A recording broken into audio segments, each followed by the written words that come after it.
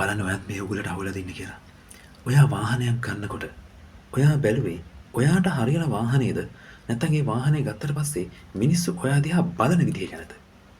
ඔයා ගේ හදන්න පටන් ගන්නකොට ඔයා හදන්න පටන් ගත්තේ ඔයාට පුළුවන් මට්ටමේ ගයක්ද?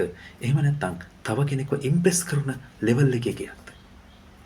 ඔයා ඔයාගේ ළමයින්ව ඉස්කෝලේට දාන්න හදනකොට ඔයා ඒ ළමයින්ගේ ඉස්කෝලේ තෝරගත්තේ ළමයින්ට ගැළපෙන මට්ටමේ ඉස්කෝලේක්ද?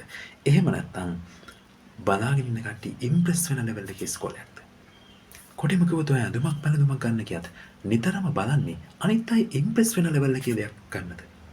හිතවතුනි මේක මහා ලොකු උගලක්. පැහැදිලිවම උගලක්. මේ උගලට ලෝකෙ බොහෝ දෙනා අහුවෙලා ඉන්නේ. ඔබ බලන්න ඔබ ක්‍රියා කරන්නේ සමාජය ඉම්ප්‍රෙස් කරන්නද? එහෙම නැත්නම් ඔබව තෘප්තිමත් කරන්නද කියලා. ඔබව තෘප්තිමත් කරන්න කටයුතු කරන කෙනෙක් නම් ඔබ මේ උගලේ නැහැ. හැබැයි ඔබ සමාජය තෘප්තිමත් කරන්න ඔබ අකමැති දේවල් කරන කෙනෙක් නම් ඔබට කරගන්න බැරි දේවල් සමාජය තෘප්තිමත් කිරීම වෙනුවෙන් කරන කෙනෙක් නම් ඔබ මේ උගලට අහුවෙලා ඉන්නේ. කමෙන්ට් එකක් දාගෙන යන්න.